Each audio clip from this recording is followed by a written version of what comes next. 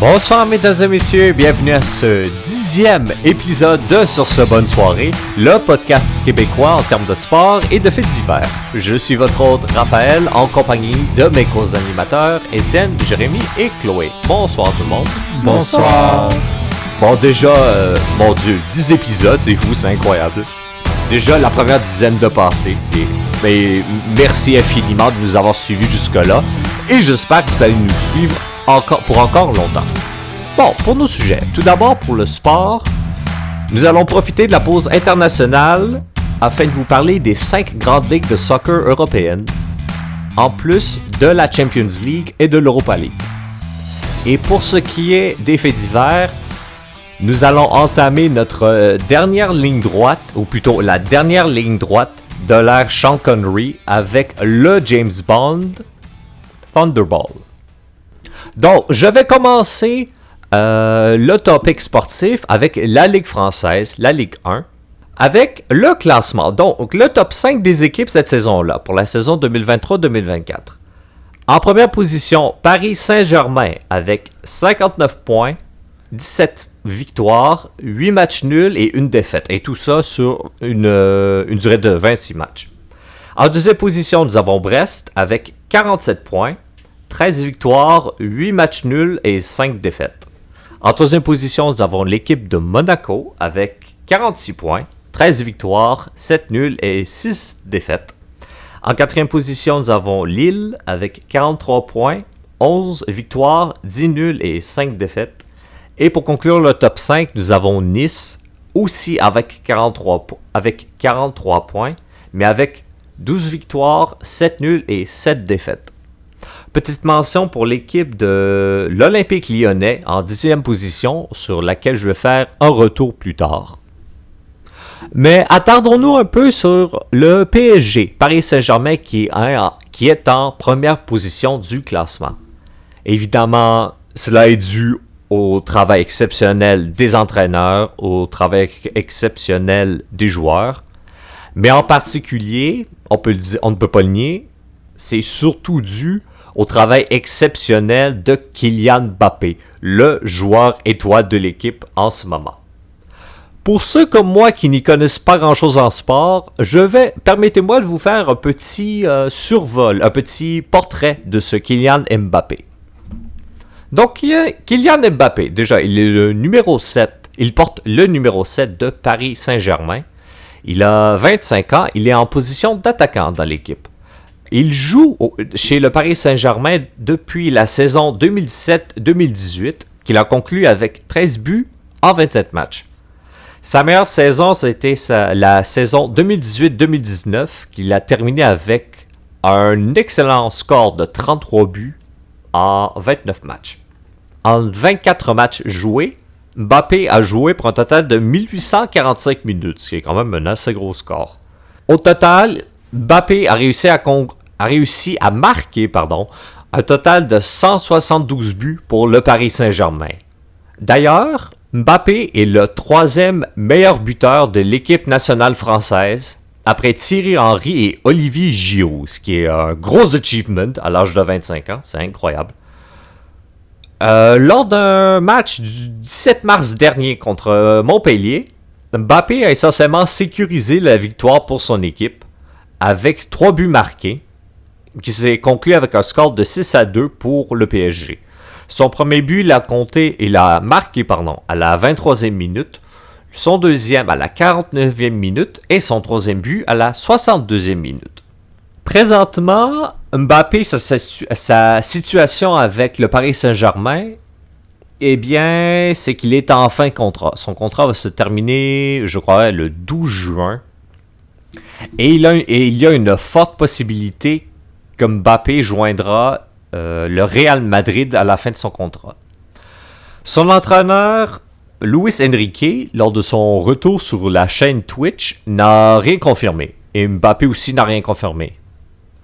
Par contre, Kylian avait dit lors d'une entrevue que la question devrait être réglée avant le début de l'Euro cet été en Allemagne.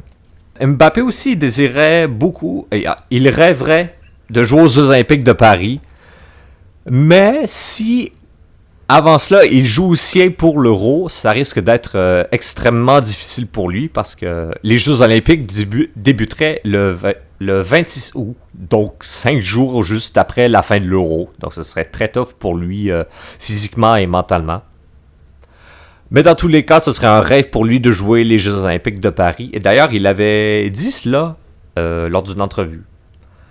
Je suis arrivé à un moment de ma carrière et de ma vie où j'en prends beaucoup de recul sur ce qui m'arrive. Si j'y vais, je vivrai un rêve éveillé. Si je n'y vais pas, je l'accepterai et je ferai ce qu'on me dit de faire. Donc voilà ce qui couvre Mbappé. Deuxième sujet, les difficultés de l'Olympique lyonnais. Donc l'Olympique lyonnais, mon Dieu. Cette équipe-là a eu un très mauvais début de saison. Très mauvais début de saison. Ils étaient en dernière position du classement et donc étaient en danger d'être relégués. Et c'est principalement dû à leurs entraîneurs. De un, ils ont passé à travers 4 entraîneurs en 2 mois, quasiment. Et ils avaient un score très mauvais. Par contre, l'entraîneur présent, Pierre Sage, a réussi à faire remonter le potentiel de l'équipe. Et présentement, comme j'ai dit tout à l'heure, ils sont en 10e position du classement avec 10 victoires, 4 nuls, 12 défaites. 30 buts comptés et 40 buts concédés, ce qui leur donne un écart de moins 10. Ce n'est pas fameux, mais par contre, pour une remontée depuis le fin fond du classement, c'est très impressionnant. C'est commendable. Leurs entraîneurs. Déjà, il y avait Laurent Blanc, qui avait signé avec l'OL en novembre 2022, mais qui avait perdu son poste après une défaite contre le PSG de 4-1. Donc, ce qui a fait que ce dernier a perdu son poste à la fin de novembre 2023.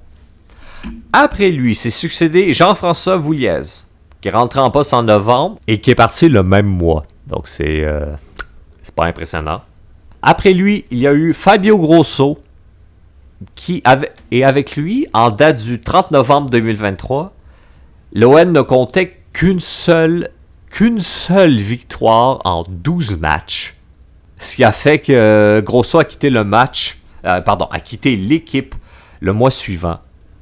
Et d'ailleurs, petite parenthèse, Fabio Grosso s'était fait attaquer dans un bus, ou plutôt son bus a été attaqué par des fans de Marseille qui ont lancé des pierres. Il s'est fait couper au visage à cause de ça. Et maintenant, l'entraîneur actuel de l'équipe, Pierre Sage, qui a grandement amélioré le statut de l'équipe. Donc, bravo à Pierre Sage qui a fait un travail exceptionnel. Ensuite, autre sujet, les entraîneurs de l'Olympique de Marseille. Cette saison, l'Olympique de Marseille est passé au travers 3 entraîneurs différents. Le premier, c'était Marcelino Garcia Toral, qui était en poste de mars 2023 à juin 2023. Ce dernier est parti essentiellement à cause de pression venant de supporters, parce qu'il n'arrivait pas à battre des équipes dites plus abordables. Et c'était également dû à la sortie prématurée de l'OM en 3e tour de préliminaire de la Ligue des Champions contre le Panathinaikos. Ensuite, il y a eu Gennaro Gattuso, qui a été en poste du 27 septembre 2023 jusqu'en février 2024. Lui aussi a dû quitter pour des performances décevantes.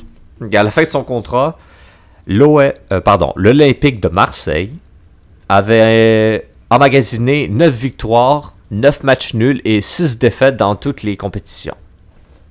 Et là, dernièrement, ce 3e entraîneur et l'entraîneur actuel de l'équipe est Jean-Louis Gasset, qui est rentré en poste à partir du 20 février 2024.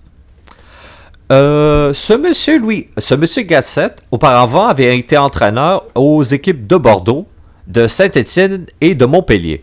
Et il avait aussi dirigé l'équipe nationale de Côte d'Ivoire.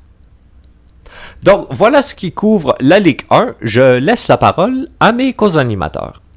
Merci. Donc on va se diriger tout de suite du côté de l'Espagne pour parler de la Liga. On va surtout se concentrer sur 3 équipes en particulier. Donc on va se concentrer surtout sur le Real, sur Gérone et sur CVI. Donc on va y aller du classement, les 5 premiers. Donc le Real avec un dossier de 22-6-1 pour 72 points. Si on regarde déjà avec la saison dernière, le Real avait fini 2e derrière Barcelone avec 78 points en 38 matchs. Donc déjà cette saison avec 72 en 29, on peut penser que le Real va avoir beaucoup plus de points que la saison dernière.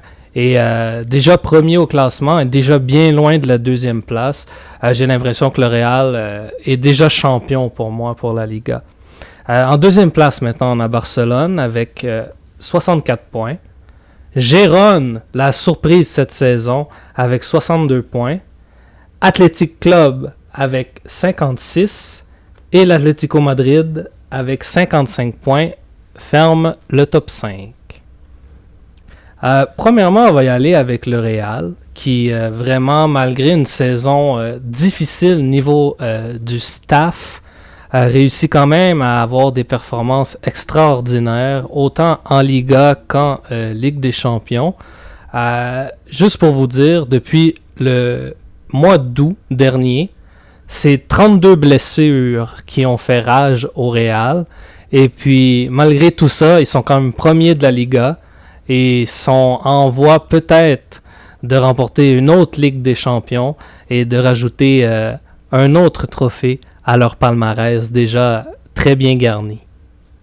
Donc déjà, les meilleurs buteurs pour le Real cette saison. On a Jude Bellingham, le prodige anglais qui vient d'arriver avec l'équipe cette saison, 16 buts en 22 matchs. Vinicius Junior avec 12 buts en 20 matchs et Rodrigo avec 8 buts en 29 matchs. Du côté de leur positionnement niveau statistique cette saison, ben, le Real est premier partout. Sur le différentiel de buts, ils sont premiers avec 44.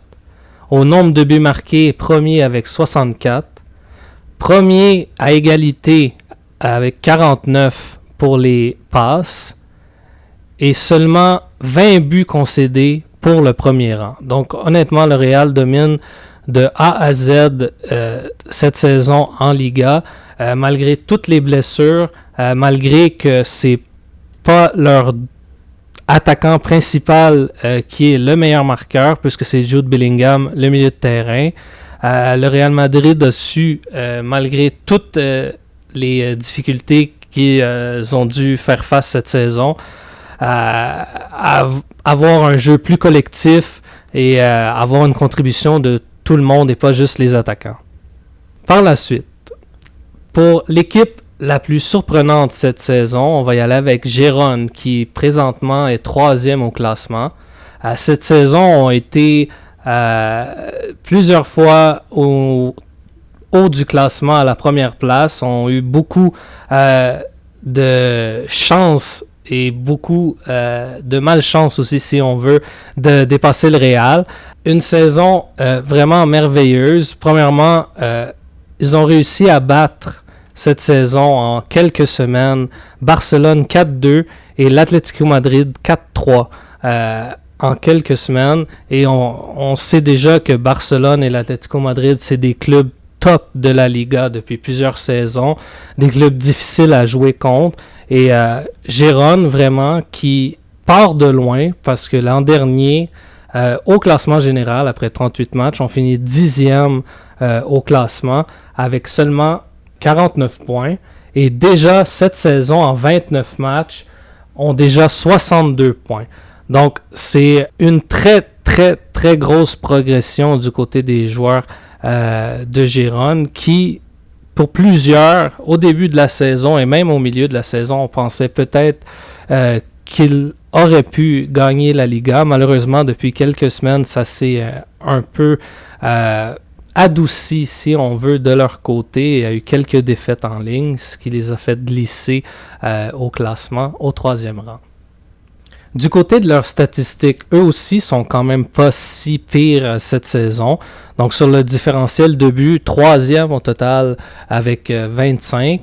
Pour les buts marqués, ça aussi c'est quand même très très bien de leur part. Ils sont 3e avec 59 buts marqués. Leur meilleur marqueur d'ailleurs c'est Artem Dovbyk, l'attaquant de pointe, en 27 matchs, en plus d'ajouter 5 passes décisives à son dossier.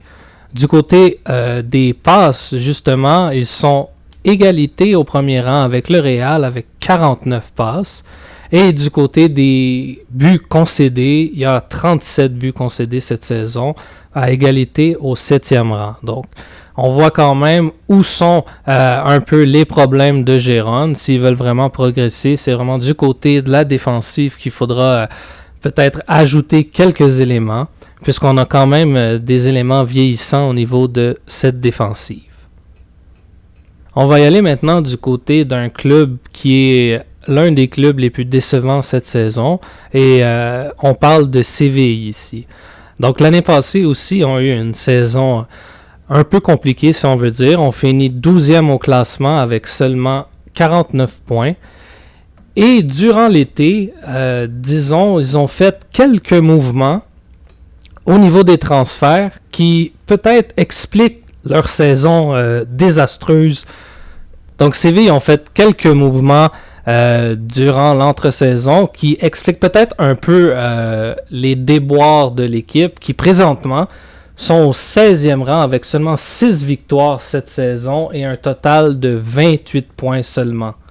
Donc, sont extrêmement proches de la zone de relégation et ça serait quelque chose d'impensable que Séville soit relégué à la 2e ligue en Espagne. Pour les transactions qu'il y a eu lieu du côté de Séville dans l'entre-saison, on a d'abord perdu le gardien de 32 ans, Yacine Bounou, qui a rejoint l'Arabie Saoudite. On a aussi perdu Ludwig Augustinsson, qui est parti en prêt, lui, du côté de la Belgique. On a perdu Jesus Corona, Oscar Rodriguez, Ivan Rakitic, qui était le capitaine jusqu'à tout récemment. Lui aussi s'est envolé vers l'Arabie Saoudite. Donc, c'est plusieurs joueurs qui avaient quand même un impact important avec Séville lors des dernières saisons. Et de les perdre tous en même temps, je pense aussi surtout à Yacine Bounou qui avait connu une Coupe du Monde exceptionnelle avec le Maroc. Je pense vraiment que la plupart de ces joueurs, leur perte, c'est pas la seule raison pourquoi Séville ne fonctionne pas vraiment cette saison. C'est certainement une grave conséquence que d'avoir fait tous ces transferts dans l'entre-saison et d'avoir ramené peu de joueurs vraiment qui pouvaient faire la différence. Le seul joueur, si on veut, qu'on a amené qui pourrait vraiment faire la différence, c'est le défenseur central Sergio Ramos. Mais encore là, à 37 ans, est-ce qu'il peut vraiment faire encore une différence au top du soccer professionnel? Pour le moment, ça n'a pas de l'air de ça. Et sur une triste nouvelle, si on peut dire, le 27 janvier dernier, l'entraîneur du FC Barcelone, Xavi, a annoncé publiquement qu'à la fin de la saison, il allait quitter son poste, malgré que son contrat est encore valide jusqu'en 2025. Donc, malheureusement pour les supporters de Barcelone, l'icône de l'équipe ne sera plus l'entraîneur à la fin de la saison. Merci Étienne pour ces informations. Pour ma part, je vais vous parler de la Bundesliga en Allemagne. Donc, je vais commencer tout d'abord avec le classement. Donc, on a les puissants du Bayern Leverkusen avec 22 victoires et 4 matchs nuls et aucune défaite cette saison. Pour en reparler tout à l'heure. Il règne la Bundesliga avec 70 points. En deuxième position, nous avons le Bayern Munich avec 19 victoires, 3 matchs nuls et 4 défaites avec 60 points. En troisième position, nous avons Stuttgart avec 56 points. Le Borussia Dortmund qui plonge un peu dans le bas du haut classement, si je peux dire comme ça, avec 14 victoires, 8 matchs nuls et 4 défaites, avec 50 points. Leipzig en 5e position avec 49 points. Et en 6e position, nous avons le Francfort avec 40 points. Donc je vais y aller avec les puissants Bayern Leverkusen qui sont cette saison-ci invaincus en Bundesliga. Ça, c'est du jamais vu dans l'histoire de la Ligue. Invaincus depuis 26 matchs, seulement 18 buts marqués contre eux. Ils sont premiers de la Ligue dans ce niveau-là et ils ont 66 buts marqués. Ils sont deuxième derrière le Bayern Munich de Harry Kane. Je fais une petite parenthèse sur des séries de victoires qui ont marqué le monde du football dans les dernières années, un peu plus longtemps. Donc, plus récemment, on avait l'Italie, qui avait eu une séquence de 37 matchs invaincus. Donc, ça, c'est la plus longue série de victoires qu'il y a eu au soccer international. Cette série de victoires les a d'ailleurs amenés vers une victoire à l'Euro. On a aussi, il y a un petit peu plus longtemps, quelques décennies, l'AC Milan, qui a connu une série de 58 matchs invaincus. Ça, c'est la plus longue série de victoires au sein d'une même ligue. Ils ont d'ailleurs opté le surnom The Invincibles, ce qui est assez bien donné. Et aussi, pour finir, du côté de l'Angleterre, Arsenal, pendant la saison 2003-2004, ils avaient eu une saison parfaite de 49 matchs invaincus. Ça, cette saison parfaite leur a évidemment amené le championnat de la Premier League avec d'ailleurs Thierry Henry qui a été remarquable cette saison-là. Donc pour revenir au Bayern Leverkusen, ce qui est intéressant de voir avec cette équipe-là, c'est que tous les joueurs ou presque sont capables de contribuer offensivement. Je prends l'exemple d'Alex Grimaldo qui a quand même 9 buts et 11 passes pour un total de 20 points en 26 matchs, qui est excellent, surtout pour un défenseur. Granit Xhaka, qui est 1 but en 26 matchs. C'est sûr qu'il y a quelques déceptions, mais tu as aussi des cas de Florian Wirtz, 7 buts, 10 passes décisives, pour un total de 17 en 24 matchs. Jonas Hoffmann avec 5 buts, 6 passes en 25 matchs. On a aussi le cas du meilleur buteur de l'équipe, Victor Boniface, avec 10 buts, 7 passes décisives, 17 points en 16 matchs. Donc, du côté du Bayern Leverkusen, on est extrêmement fort défensivement, comme on a pu le voir par le nombre de buts marqués contre, de 18. Ils sont premiers de la Ligue, comme je l'ai dit tantôt. Mais on est aussi capable de contribuer offensivement, dans l'ensemble de l'équipe. Et je ne peux pas dire la même chose du côté du Bayern Munich. Je m'explique. Du côté du Bayern Munich, évidemment, je ne peux pas parler du Bayern sans parler de la saison absolument record de Harry Kane. Harry Kane qui jouait précédemment avec Tottenham et qui a été transféré vers le Bayern Munich. Une saison record de 31 buts et 7 passes décisives, mais 31 buts en 26 matchs. C'est du jamais vu dans l'histoire de la Ligue. C'est un record. Cet homme est absolument incroyable en termes de marquer des buts, mais pour moi, ça reste un peu un problème parce que le Bayern Munich a marqué exactement 78 buts dans l'année. Ça, c'est et Harry Kane et l'ensemble des joueurs. Fait qu'Harry Kane, avec ses 31 buts, a presque marqué la moitié des buts de son équipe. Certains peuvent voir ça comme un exploit, mais moi je vois un peu ça, oui comme un exploit, mais comme une faiblesse. Je m'explique. C'est que si tu as un seul joueur qui contribue offensivement, ça peut pas vraiment continuer de marcher. On a, par exemple, Leroy Sané, 8 buts en 25 matchs. C'est pas totalement désastreux, mais c'est pas super non plus. Thomas Müller qui commence à être très vieux quand même, seulement 2 buts en 24 matchs. Konrad Laimer a aucun but. Choupo-Moting a 2 buts en seulement 22 matchs. Mathys Tel, 5 buts en 22 matchs. Goretzka, 4 buts en 22 matchs. Le seul qui marque quand même relativement plus que tous ceux. C'est Musiala avec 10 buts en 21 matchs. Mais sinon, c'est Harry Kane qui fait juste marquer les buts dans le Bayern Munich. Donc, on va se souvenir longtemps de, évidemment, la capacité Harry Kane de mettre le ballon dans le but. Mais il faut que les autres joueurs dans le Bayern Munich puissent contribuer à l'offensive aussi.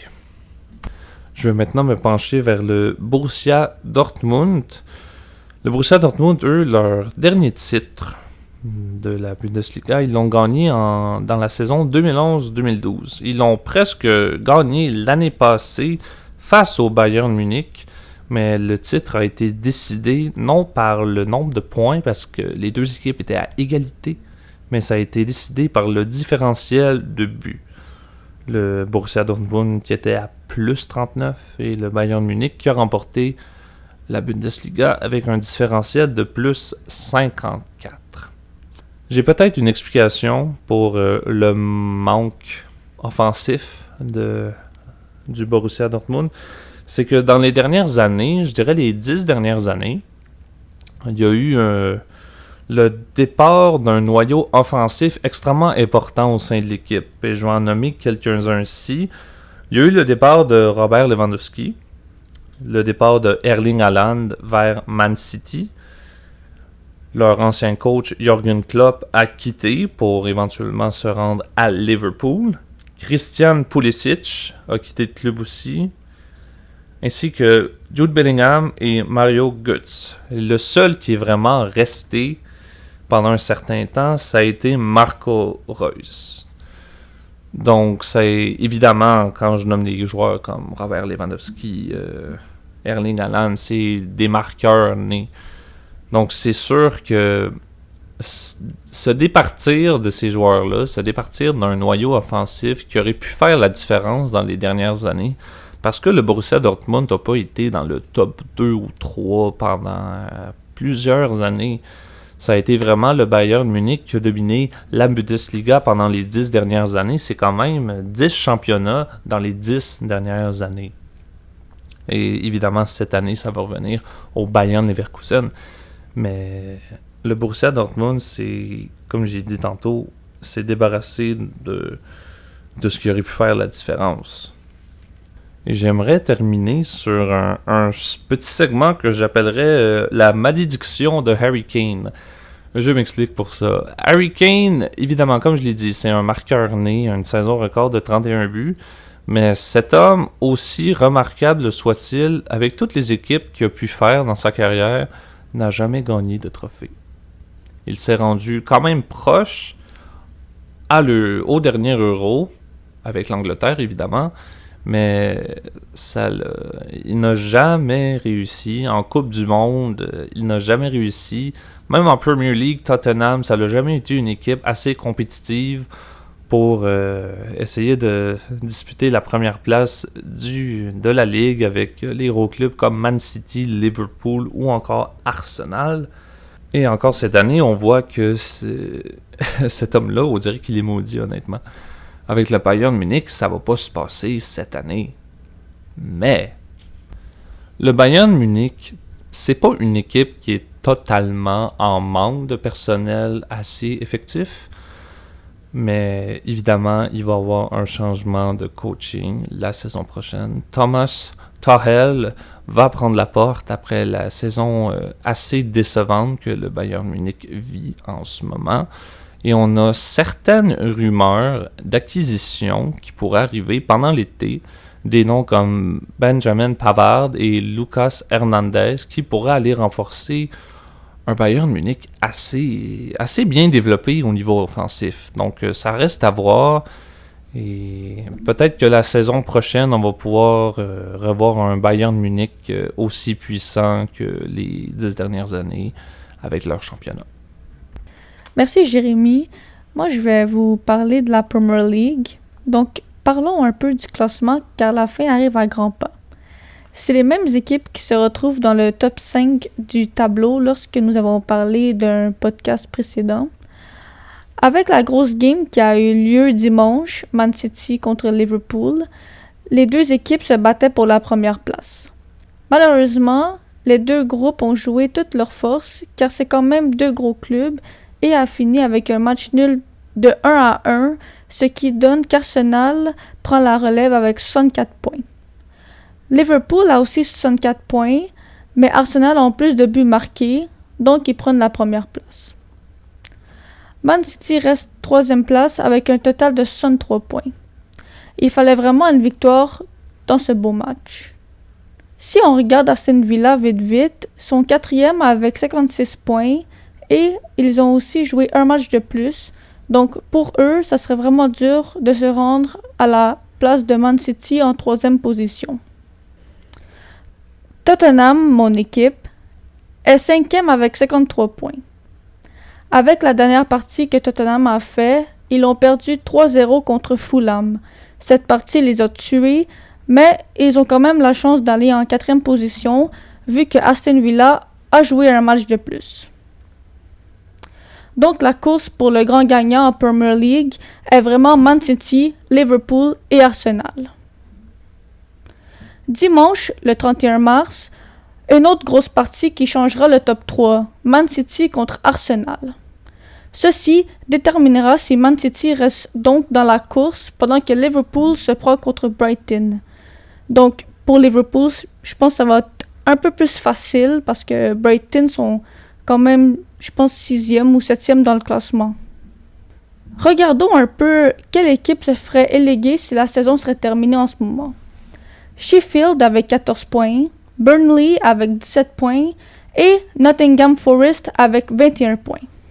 Récemment, nous avons reçu une nouvelle en disant que Nottingham Forest ont perdu 4 points car ils n'ont pas respecté le budget financier émis par la Ligue, ce qui les a tués dans le classement et c'est pour cela qu'ils sont rendus 18e. On avait aussi enlevé 6 points à Everton pour la même raison, mais eux, ils sont 16e avec 25 points. Faudrait qu'ils gagnent presque tous les prochains matchs pour rester dans cette position. Lâchez pas. Pour le même sujet, Man City et Chelsea sont en attente du verdict pour eux aussi la même raison. Ça peut coûter la victoire de Man City s'ils se font enlever des points, en espérant qu'ils ont respecté le budget financier. De la part de Chelsea, eux ils sont 11e avec 39 points. Tout ce que ça peut faire, c'est la descente du classement, mais je ne crois pas que ça serait assez pour être en chemin de l'élégation. Grâce aux points enlevés pour Nottingham Forest, Luton sont rendus 17e avec 22 points. Moi, personnellement, j'aimerais bien que Luton reste dans la Premier League la saison prochaine, car je trouve qu'il le mérite. L'équipe se démonte bien et joue des parties très intéressantes avec des remontées de fou. Sinon, ça fait 2 saisons que je trouve que Chelsea font assez dur, on les reconnaît quasiment plus.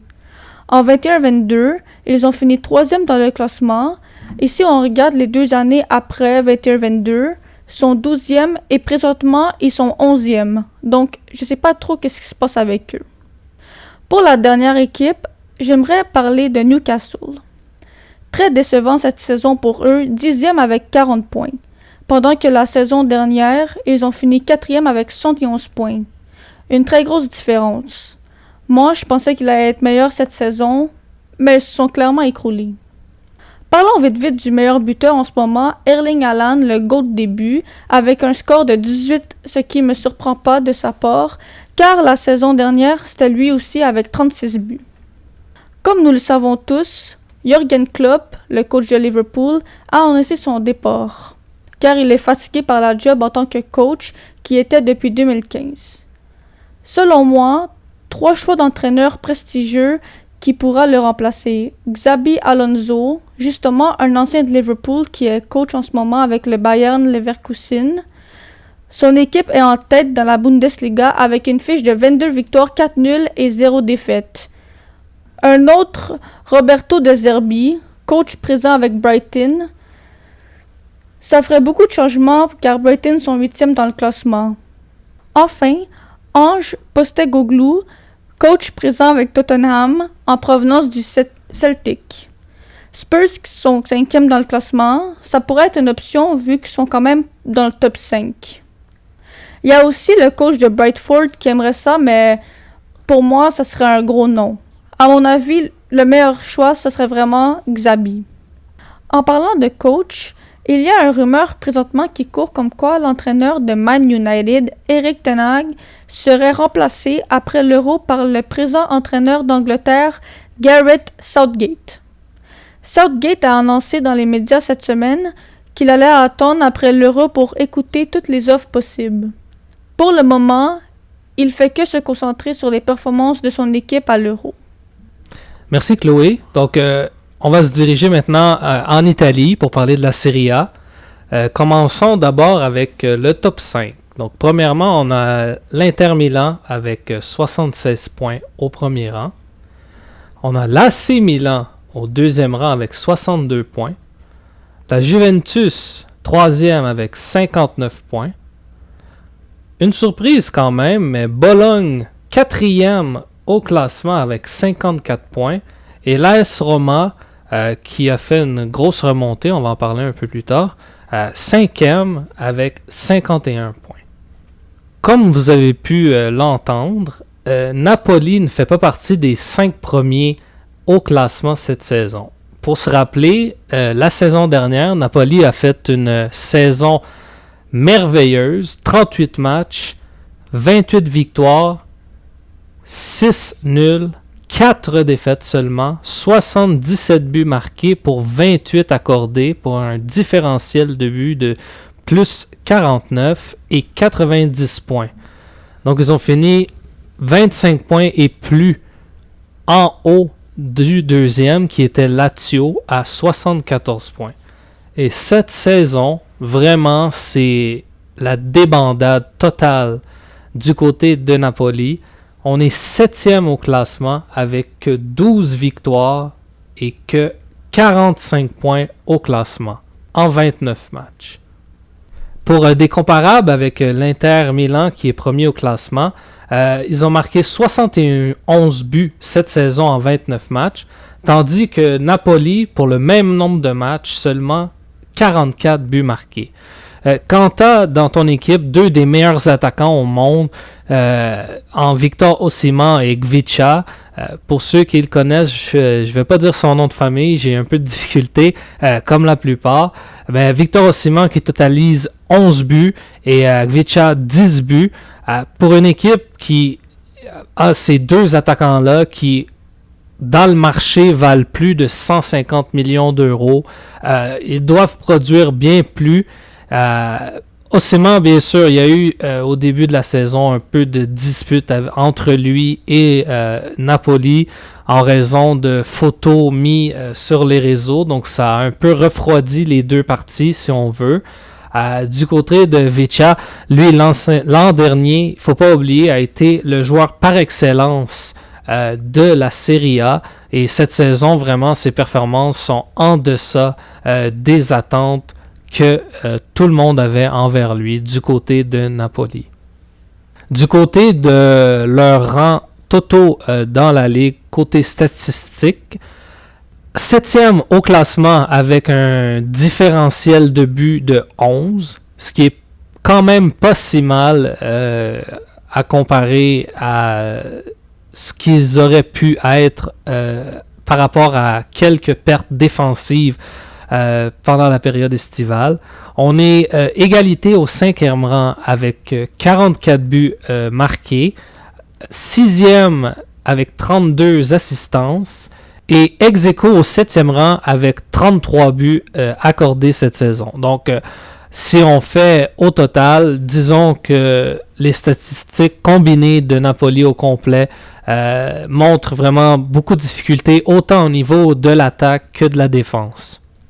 Ce qui peut un peu expliquer ces problèmes niveau attaque et défense, c'est la perte de plusieurs joueurs clés de leur campagne l'an dernier. Donc déjà, on a perdu Elmas, qui est passé d'Italie en Allemagne avec Leipzig. On a aussi perdu Irving Lozano. Ensuite, la plus grosse perte, je dirais, du mercato de l'été, c'est Min Jae Kim, qui lui a pris la direction du Bayern Munich, et c'était vraiment le défenseur par excellence l'an dernier du côté de Naples. Et on voit vraiment qu'avec les remplaçants qu'on l'a acquis dans le fond du côté de Naples, ça n'équivaut pas à ce que Kim était capable de faire l'an dernier. Du côté de l'AS Roma maintenant, il y a une nouvelle qui est tombée il y a quelques semaines. C'est le départ de José Mourinho, malheureusement, après 3 ans avec l'équipe italienne. Donc, Rome qui a décidé de se séparer de Mourinho, qui est arrivé le 4 mai 2021. Mais malgré son caractère et ses bonnes performances lors d'autres saisons, dont, entre autres, avoir remporté une coupe avec Rome au niveau international.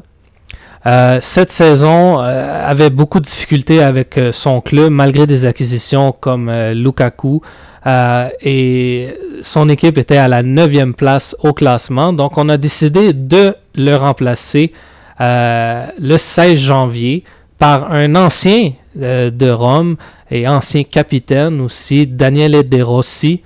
Et depuis son arrivée, Daniele De Rossi, comme je vous l'ai mentionné au début, l'AS Roma est passé de la 9e place au 5e rang. Donc, c'est quand même une très grosse amélioration de leur part.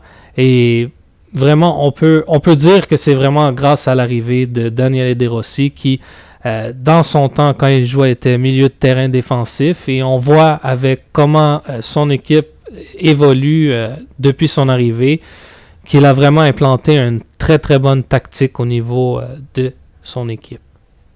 Pour en revenir à Napoli, c'est un peu la même situation niveau coaching que, comme Raphaël nous l'a mentionné un peu plus tôt, l'Olympique lyonnais. Donc il y a eu plusieurs entraîneurs, 4 au total, depuis la fin de la dernière saison qui sont passés au club. Donc, premièrement, on a Luciano Spalletti qui était là, lui, lors de la victoire de l'équipe la saison dernière. Et après la saison, a décidé de quitter le club pour aller s'engager comme entraîneur principal pour la sélection italienne qui fera partie justement de l'Euro cet été en Allemagne. Par la suite, il a été remplacé par Rudy Garcia, qui est arrivé en poste le 1er juillet, donc le jour du départ de Spalletti. Est resté en poste 136 jours seulement pour un total de 16 matchs. Donc, a quitté le 14 novembre 2023, a été mis à pied par De Laurentiis, le président de Napoli, pour être remplacé par Mazzarri, le 14 novembre, donc, et pour lui, est resté que 97 jours à la barre de Napoli, donc du 14 novembre au 19 février, pour un total de 17 matchs. Et depuis le 19 février, on a le 4e entraîneur en 1 an du côté de Napoli, c'est Francesco Calzona, qui, pour le moment, est en poste depuis 33 jours et a disputé que 7 matchs. Petit fait cocasse ici on va se diriger vers le bas du classement. À la 20e place, on a l'équipe de Salernitana. Et ce que je veux vous raconter ici, c'est un record pas très intéressant à avoir à son palmarès, si on veut. Donc, le gardien de Salernitana, c'est Guillermo Ochoa, le gardien mexicain. Et pour ceux qui le connaissent un peu, Ochoa, on n'en entend pas vraiment parler beaucoup. Seulement lors de la Coupe du Monde. C'est là que depuis 5 ans, 5 années où il participe plutôt à la Coupe du Monde, c'est là que vraiment il se met en évidence et offre au Mexique vraiment des performances spectaculaires. Vraiment. Mais du côté de ses performances en club, c'est tout autre chose.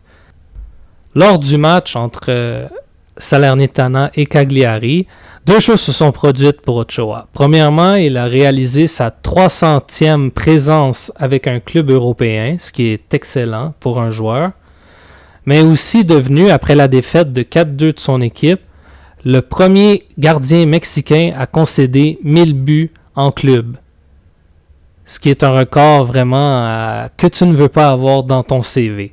Donc, c'est un peu aussi pourquoi Salernitana présentement est dernier au classement avec 59 buts accordés.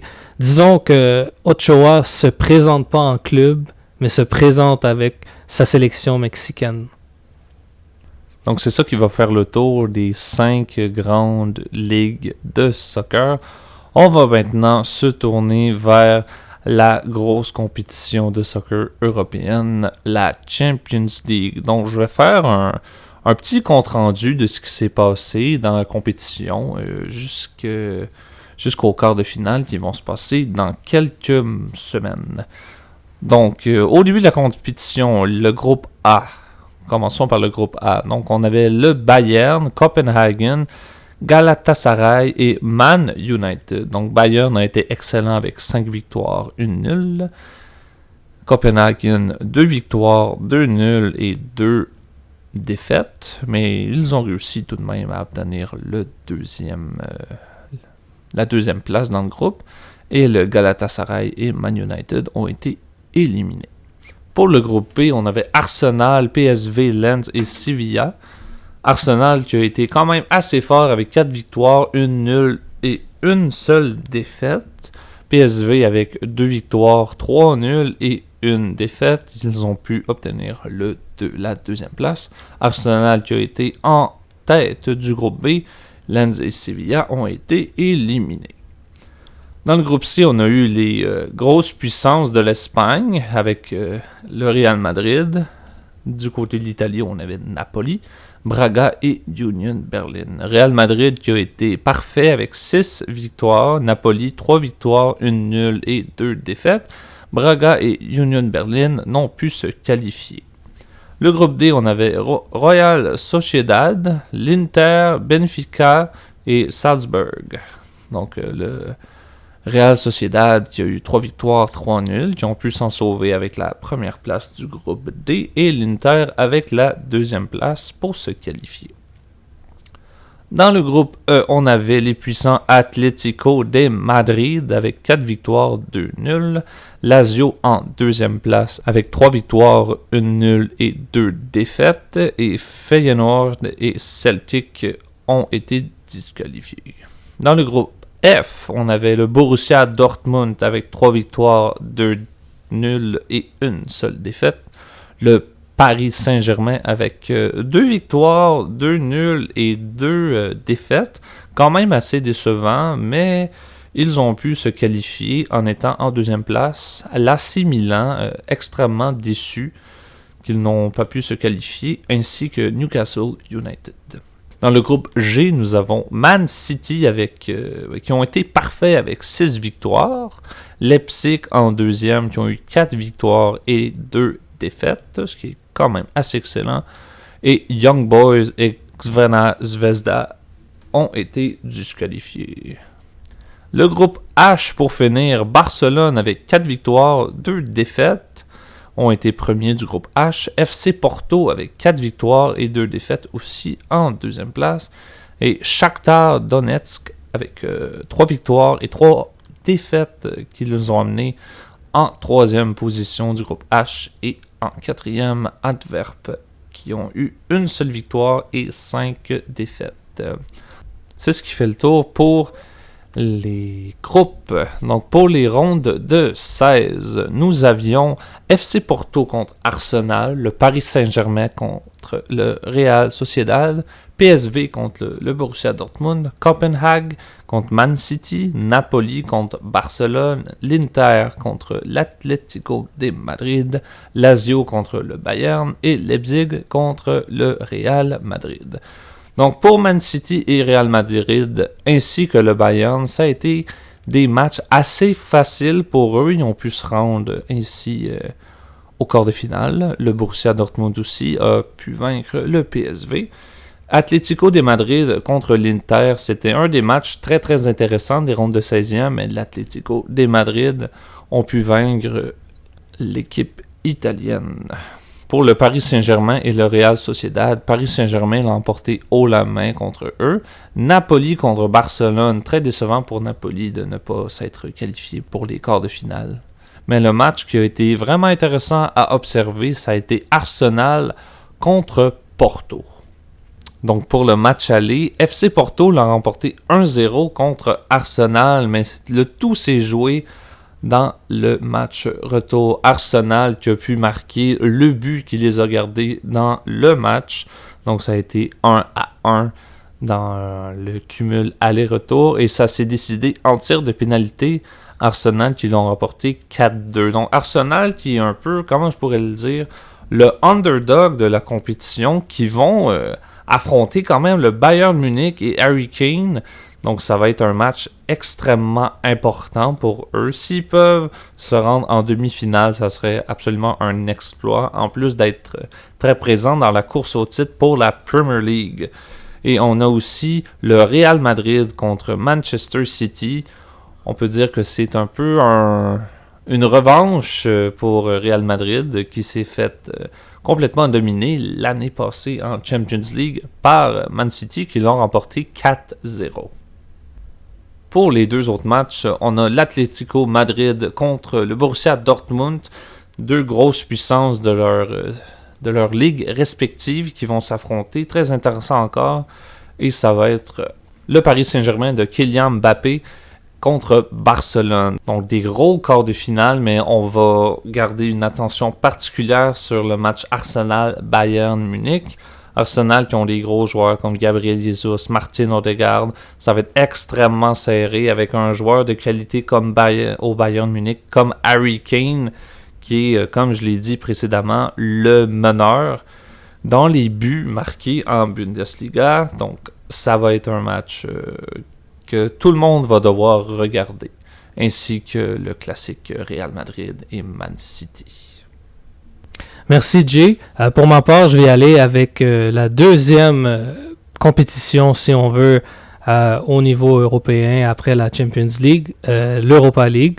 Donc on va y aller rapidement avec les classements des groupes. Donc pour le groupe A, il y avait West Ham, fini premier au classement avec 15 points, suivi de Fribourg avec 12 points. Pour le groupe B, Brighton avec 13 points et l'Olympique de Marseille avec 11 points se sont qualifiés. Du côté du groupe C, Glasgow avec 11 points et Prague avec 10 points se sont qualifiés. Pour le groupe D, Atalanta avec 14 points et Sporting Lisbonne avec 11 points. Pour le groupe E, un des favoris pour remporter la compétition, Liverpool avec 12 points, premier au classement, suivi de Toulouse, équipe française qui a surpris un peu, avec 11 points. Du côté du groupe F, Villarreal avec 13 points, suivi de Rennes avec 12 points se sont qualifiés pour la phase suivante. Slavia Prague avec 15 points, donc 5 victoires et une défaite en 6 matchs, quand même très surprenant. Et Rome avec 13 points se sont qualifiés du côté du groupe G. Et pour le groupe H, Leverkusen avec 6 victoires en 6 matchs, 18 points. Ils continuent sur leur saison impeccable. Et Karabag avec 10 points se sont qualifiés pour la ronde suivante. Du côté des huitièmes de finale maintenant, Slavia Prague affrontait l'AC Milan qui sont passés de la Champions League à l'Europa League. Donc l'AC Milan a remporté au total de buts 7-3 très facilement. Par la suite, on avait Glasgow contre Benfica. Benfica a remporté au total de buts la série 3-2. Pour ce qui est de Villarreal et Marseille, Marseille qui avait fait un changement d'entraîneur entre le début des huitièmes de finale et la fin, sont vus bénéficier de la victoire avec un total de buts de 5-3 en 2 matchs, malgré une défaite lors du deuxième match de 3-1 qui aurait pu être très coûteuse pour Marseille, mais on a quand même réussi à s'en sortir. Pour Atalanta contre le Sporting Lisbonne, c'est Atalanta qui a remporté au total de buts 3-2. Brighton contre Rome, malgré un très bon deuxième match de Brighton, ils se sont inclinés 4-1 sur le total des 2 matchs face à Rome, qui, encore une fois, comme on l'a dit un peu plus tôt, connaît d'excellentes performances sous la direction de Daniele De Rossi. Par la suite, Leverkusen, qui encore une fois invaincu lors de ces 2 matchs, malgré un déficit de 0-2 lors du match retour, ont quand même réussi à remporter le match 3-2 au différentiel 5-4 leur victoire pour passer au prochain tour. Et comme je vous ai dit un peu plus tôt, l'équipe favorite, si je pourrais dire, pour remporter le tournoi, Liverpool, était face à Sparta Prague et ont remporté facilement le match aller-retour 11-2 au total de buts. Donc pour les quarts de finale, on aura premièrement un affrontement entre Liverpool et Atalanta, Benfica Marseille, AC Milan contre Rome, un duel strictement italien qui risque de promettre, et West Ham face au Bayern Leverkusen. Donc ça risque d'être, tout comme la Ligue des Champions, des quarts de finale extrêmement intéressants du côté de l'Europa League, tout en espérant que pour Liverpool et pour Jürgen Klopp, qui en est à sa dernière saison pour le club, d'essayer de tout mettre en œuvre pour remporter ce championnat européen, d'autant plus qu'on vient de se faire éliminer de la FA Cup. Donc, ça serait important de pousser et pour une victoire en Premier League et une victoire en Europa League. Merci beaucoup, Étienne. Et sur ce, on peut maintenant passer à notre rubrique fait divers avec le 4e James Bond, Thunderball. Petit résumé du film. Dans Thunderball, James Bond part à la recherche d'un avion militaire qui a mystérieusement disparu au-dessus de l'océan, mais qu'en réalité, le Spectre a fait détourner à travers une opération extrêmement complexe. Et cet avion à son bord, il y avait 2 bombes nucléaires que le Spectre a volées. Et maintenant, il menace de les faire exploser soit dans une ville de l'Angleterre ou des États-Unis. Et donc maintenant, James Bond s'en va à Nassau afin d'essayer de retrouver l'avion et donc les 2 bombes. Et dans ce film, James Bond va se mater contre Emilio Largo, le numéro 2 du Spectre. En parlant du Spectre, vous savez maintenant depuis 9 épisodes que je suis un adepte de la série avec le Spectre. Et vraiment, comme je l'ai dit, autant du côté de Bon Baiser de Russie, on a eu un début du Spectre un peu avec Blofeld et 2 de ses complices. Vraiment, c'est vraiment dans ce film-ci que le vrai visage du Spectre va être mis à l'épreuve, et c'est vraiment là qu'on voit que le Spectre est une organisation vraiment internationale qui veut vraiment mettre le chaos un peu partout dans le monde lorsque justement Largo rentre dans l'espèce de bâtisse administrative, si on veut dire, et que là il y a un passage secret où derrière ce passage toute l'assemblée avec plusieurs personnes sont devant, dans le fond, Blofeld, qui est pour le moment, faut le préciser, encore caché. On ne sait pas c'est qui. On voit son corps, on voit le chat, bien sûr, blanc, emblème du Spectre, si on peut, emblème de Blofeld. Mais on voit toujours pas sa face pour le moment. Donc, c'est un peu un incognito, si on veut. Et ça commence avec la table, avec Blofeld qui annonce la mort du colonel Bouvard, que James Bond, un peu plus tôt dans le film, a tué pour, entre autres, venger 2 de ses collègues qui avaient tué. Mais c'est vraiment là où on voit que le Spectre, c'est vraiment plus que des petits voyous, si on veut, quand Largo commence à décrire, dans le fond, son plan à toute l'assemblée du Spectre. Et vraiment, je crois que de tous les films de James Bond, c'est un des plans au niveau des antagonistes qui est un des meilleurs plans élaborés, si bien sûr le plan aurait marché de A à Z. Mais c'est tellement, comme Raphaël l'a dit, un plan tellement complexe que le Spectre a pensé à faire que ça en est presque un chef-d'œuvre de plan.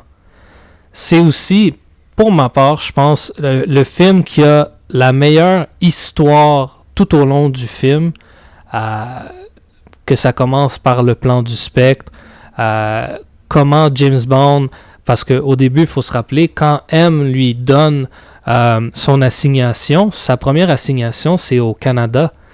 Donc, s'il serait vraiment allé à sa première assignation, il n'aurait jamais pu trouver Domino et puis il n'aurait jamais pu résoudre vraiment le problème. Donc, c'est vraiment à ce niveau-là, quand il a remarqué la photo de Domino dans le dossier Bond, ça a pris une tournure vraiment autre et par chance, parce que sinon, ça n'aurait pas fini comme ça a fini, bien sûr.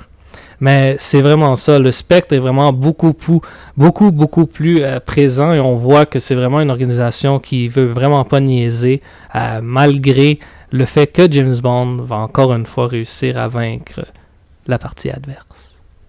J'ai envie de dire deux trucs. D'abord pour le Spectre. Dans ce film-là, déjà, je crois même que Étienne l'a fait mentionner, ça te montre vraiment de quoi le Spectre a l'air. C'est pas juste des voyous, c'est surtout comme avec l'argot, le comte Lippé, c'est des personnes très riches, même des nobles, dont le comte Lippé, qui font partie du Spectre. C'est pas des nobody. Déjà dans Dr. No, le personnage du même nom, c'est un membre du Spectre et c'est un physicien nucléaire de haut calibre. Donc, c'est un truc que j'aime bien du film, c'est que ça te montre vraiment... Ça te met vraiment le profil du Spectre devant toi. Ça te construit de quoi ça a l'air l'organisation. Aussi, ça te montre qu'il y a aussi une branche d'assassins du Spectre. Ah oui, l'introduction. Dans cette introduction, déjà, l'infographie, on voit qu'elle a grandement amélioré. Ce n'est plus juste le texte qui est projeté sur un écran. Et aussi, on voit le premier motif du fusil, enfin de l'arme à feu qui est tirée de profil. Enfin, dans ce cas-là, c'est un fusil harpon. Mais là, on voit ce tout premier motif visuel qui sera récurrent dans les futurs James Bond. Un personnage qu'on commence un peu à s'attacher à lui, mais cependant qui change toujours d'acteur, c'est Felix Leiter. Et c'est un peu un truc que je trouve plate, quoique c'est quand même difficile de toujours avoir les mêmes acteurs pour chaque film. Mais ça aurait été bien que, tout comme Sean Connery, le même acteur, disons, qui jouait Felix Leiter, aurait été là pendant toute la durée des films de Connery. Un petit fait sur le casting de Felix Leiter. Les seuls acteurs qui ont joué Felix Leiter plus d'une fois, c'était Jeffrey Wright, qui a joué le rôle de Felix Leiter dans l'entièreté des James Bond de Daniel Craig, qu'on va pouvoir attaquer plus tard. Et le deuxième acteur, c'est David Hedison. Cet acteur-là a joué Felix Leiter dans le premier film de Roger Moore, Live and Let Die, ainsi que le deuxième film de Timothy Dalton, License to Kill, qui sont, si je peux me permettre, deux des favoris autour de la table ici. Un autre petit fait pour vous, chers auditeurs, le film Thunderball a eu une certaine renaissance, si je peux le dire comme ça, dans les années 80 avec le film qui s'intitule Never Say Never Again. C'est un film de James Bond qui n'a pas été produit par Eon Films. Donc c'est classé comme un hors-série. Donc c'est un retour de Sean Connery dans le rôle de James Bond. C'est un film qui est sorti début des années 80. Et c'est un film qui a... Comment dire ça poliment? C'est un film qui a mal laissé sa place. C'est un film qui se base de l'œuvre littéraire Thunderball. On y voit encore le personnage de Blofeld. Mais c'est un film qui est corny, qui est assez maladroit dans sa façon dans sa façon de présenter les choses. C'est pas le pire film de tous les temps, c'est pas ça que je dis, mais c'est un film que si je peux conseiller à des fans de James Bond qui écoutent en ce moment, tenez-vous à quelques bras de distance de ce film-là et étudiez-le avec parcimonie, parce que c'est un film qui est difficile à regarder, dans le sens que c'est pas votre James Bond standard, c'est votre... disons que c'est un James Bond un peu maudit. Petite anecdote aussi, Paula, qui est, l'assistante de Bond durant une partie du film, à Nassau, c'est la même actrice qui a joué l'une des deux combattantes au camp gitan dans Bon baiser de Russie. Moi, j'ai trouvé Thunderball un très très bon film qui est sorti en 1965. C'est un bon film pour un film qui est sorti aussitôt. Sinon, j'ai trouvé qu'il y a des très très bonnes scènes, comme des scènes qui sont en dessous de l'eau, il y a des requins. J'ai trouvé ça très très créatif et vraiment divertissant. Sinon, je trouve aussi que Sean Connery, c'est un acteur très intelligent. Il passe par ses amis, ses ennemis pour trouver le chemin du succès dans chaque mission. Je vais aussi donner une note très positive aussi à quelques trames sonores parfois lors de certaines scènes.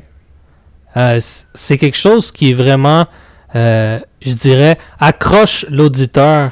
Quand il y a certaines scènes puis la trame sonore qui est excellente, ça accroche beaucoup plus l'auditeur à regarder la scène que s'il n'y aurait pas de trame sonore, disons, ou que les bruits de fond des acteurs qui se battent. Aussi, on a fait un des gadgets du précédent film. Goldfinger a fait une brève réapparition dans ce film-là. C'était la Aston Martin du précédent film, avec tous les gadgets, l'écran pare-balles, le tableau de bord caché dans le coussin des sièges, dans le coussin entre les deux sièges. Mais malheureusement, à part pour la conduite, les gadgets ne font pas de grande apparition. On parle pas souvent du succès commercial que les films peuvent avoir dans notre podcast, donc je vous partage ceci. Le budget du film Thunderball en 1965, qui est l'année de sa sortie, était de 9 millions de dollars. Le film a fait au box-office au total 141,2 millions de dollars au box-office. Si on met ça dans des chiffres de 2011 environ, c'est environ 1 milliard de dollars en tout. Ce qui fait que Thunderball est le deuxième film le plus lucratif de la saga James Bond jusqu'à la sortie de Skyfall. Et c'est aussi le troisième film le plus lucratif de 1965, juste derrière un certain classique, La Mélodie du Bonheur. J'aimerais aussi rajouter un petit truc sur le spectre, encore une fois. Faut se rappeler au début, quand l'avion crash dans l'eau, ils sont allés chercher les 2 bombes nucléaires et l'ont ramené sur le disco volant. Jusque-là, tout le monde, on pensait que les bombes étaient dans le disco volant, dans le bateau de l'Argo. Sauf que quand est venu le temps de l'opération, on s'est rendu compte que finalement, ils l'avaient caché dans une cachette, disons, souterraine, sous l'eau. Donc, on voit que même si, vraisemblablement, le Spectre est incapable de vaincre James Bond, ils ont quand même pensé à un plan B, parce qu'ils avaient pensé que peut-être James Bond serait allé voir sur le disco volant pour voir si les bombes étaient là. Donc, on peut quand même dire que le Spectre réfléchit sans réfléchir. Merci beaucoup, Étienne, pour cette très bonne observation. Et sur ce, mesdames et messieurs, cela conclura ce 10e épisode de Sur ce, bonne soirée. Mesdames, messieurs, j'espère, comme à l'habitude, qu'on vous a instruit autant que diverti. Et nous vous reverrons la semaine prochaine. Merci encore et passez une bonne soirée.